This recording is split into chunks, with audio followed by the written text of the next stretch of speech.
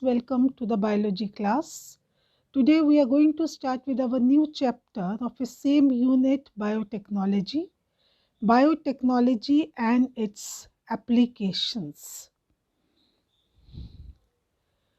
So biotechnology has varied application, and some of them, that is your therapeutics, diagnostic, genetically modified crops for agriculture, processed food, waste treatment, bioremediation, and energy production. So there are three critical research centers or the areas of the biotechnology. Number one is providing best catalyst as improved organism, and that is usually the microbe or pure enzyme. So the first area of the biotechnology is to provide the catalyst in the form of microbe or pure enzyme. Number two is creating the optimal condition by engineering for catalyst to act, means giving them a very sterilized conditions, optimal conditions where the catalyst can be utilized or can act. Next is the downstreaming processing technologies, that is to purify the protein and the organic compounds, and then they are going for the commercialization. So the first we are going to discuss about the application of biotechnology in agriculture. Food production can be increased by the following ways. That is your agrochemical based agriculture, which is a conventional method of doing the agriculture by using the fertilizers. Number two is organic agriculture. And the third is genetically engineered based agriculture. The Green Revolution succeeded in increasing the food supply because of the use of improved crop varieties, use of agrochemicals, that is your fertilizers and pesticides, and use of better management practices. Agrochemicals are expensive for the farmers in developing countries like India and also have harmful effects on the environment. So the main is, that is agrochemicals, they have the harmful effect on the environment because by using the fertilizers and pesticides, the fertility or the chemistry of the soil is going to be changed and the yielding capacity of the crop is going to be decreased. So therefore, genetically modified crops were developed. So what do you mean by genetically modified organism or the crop? That is GMO are plants, bacteria, fungi and animals whose genes have been altered by manipulation. So genetic modification of the crop have resulted in increased tolerance against the abiotic stress like cold, drought, salt and heat, reduce the reliance on chemical pests, that is pesticides or fertilizers, and we are having the improved varieties which are pest resistant crops, reduce post harvest losses, increase efficiency of minerals used by the plants, and this prevent early exhaustion of fertility of the soil, enhance nutritional value of the food, that is vitamin A enriched, the name of that is golden rice, creation of tailor-made plants to supply alternative resources such as starch, fuels, pharmaceuticals to the industries. So these are the various results from the genetically modified crops, and the first example here we are taking, that is your BT cotton. So some strains of the bacteria, that is Bacillus thuringiensis, produce the protein that kills some insects, that is tobacco budworm, that is armyworm, beetles, flies and the mosquitoes, and BT, that is form the protein that is known as the protein crystals, which contains the toxic insecticidal protein. So protein crystal is toxic in nature, and Bt toxin are initially, that is inactive protoxin, But after the ingestion by the insect, so when the insect they used to attack the cotton plant and ingest the toxic, that is the Bt toxin. So by the insect, their inactive toxin becomes active. Why? Due to the alkaline pH of the gut present in the insect, which solubilize the crystals. And the activated toxin bind to the surface of the mid-gut epithelial cell, creating the pores, which cause cell swelling and lysis, means breakdown, and further leading to the death of the insect. So once the insect that will ingest the Bt toxin, it becomes active because of the presence of the pH that is alkaline, and that alkaline pH making the protoxin active toxin solubilizes the crystals, and that is going to be attached to the surface of the midgut, creating the pores. And by creating the pores, and they get swell up, and lysis means they are going to break, and that cause the death of the insect.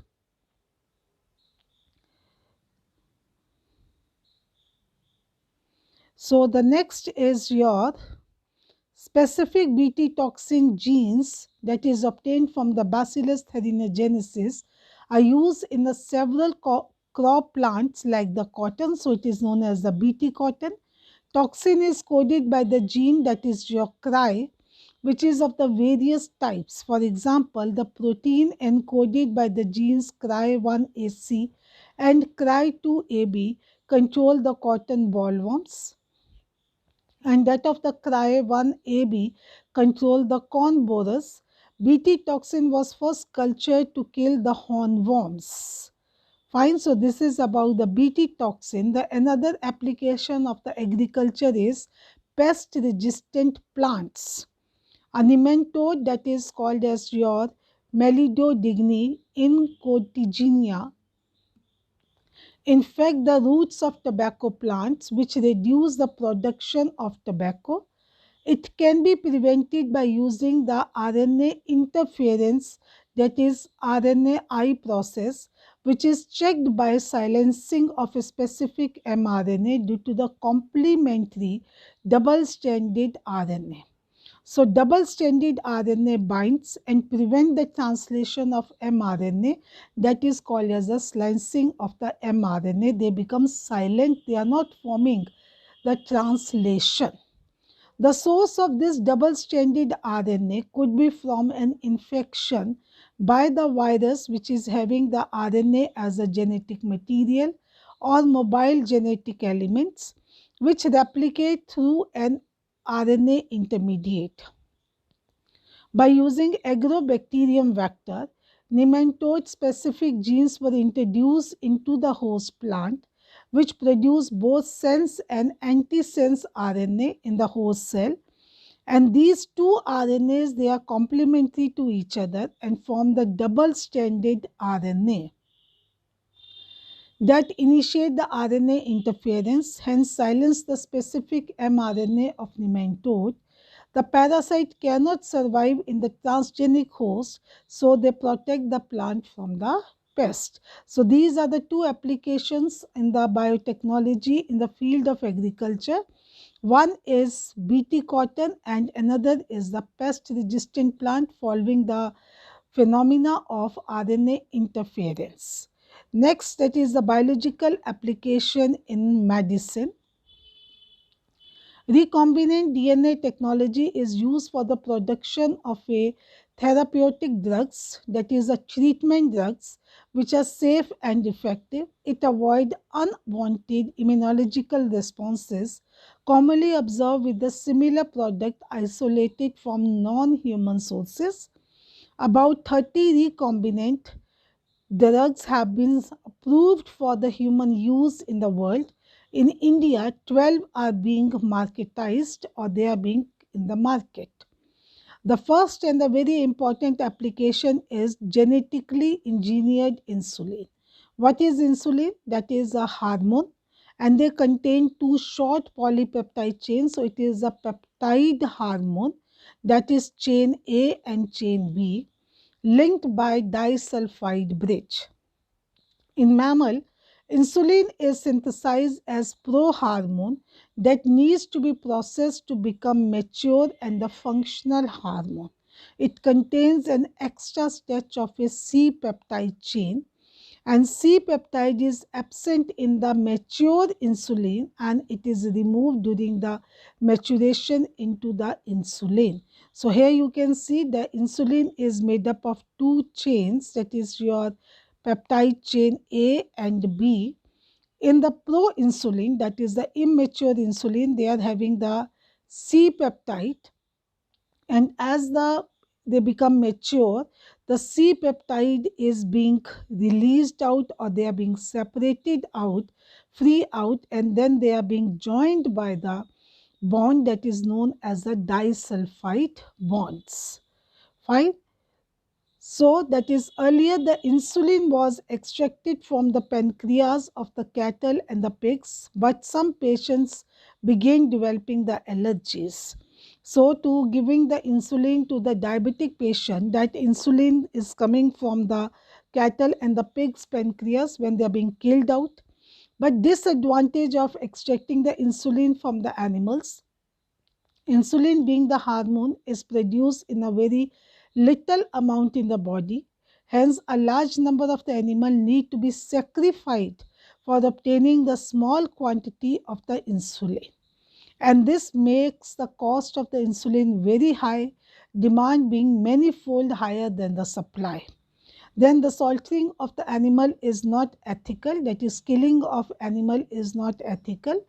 There is a potential of immune response in the humans against the administered insulin which derived from the animals, and there is a possibility of being infested with some pathogen which may contaminate the insulin, and that's why they may cause the allergic reaction to some of the patients. So that's why the insulin which we extract from the animals, that is being stopped.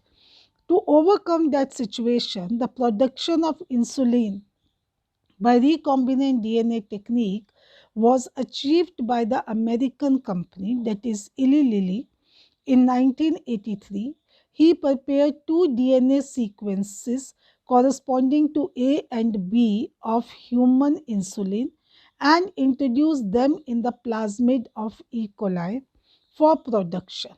The A and B chain produced was separated, extracted, and combined by creating a disulfide bonds to form the human insulin called as humulin. So here in this stepwise diagram you can see that is a insulin A segment, this is the insulin B segment, and they are being added into the E. coli as the recombinant, that is chain A and chain B. Fine.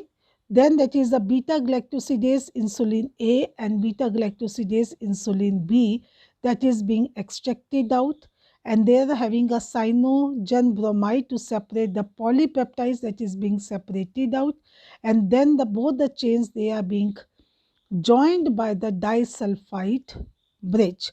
So we need two vectors and we need two hosts in which we can enter the recombinant or the recombinant plasmid that is inserted into the plasmid free of E. coli. So that is your main chromosome and this is your plasmid, that is the recombinant. They are going to form the A and the B chain which is being bounded by the disulfide to form the humulin.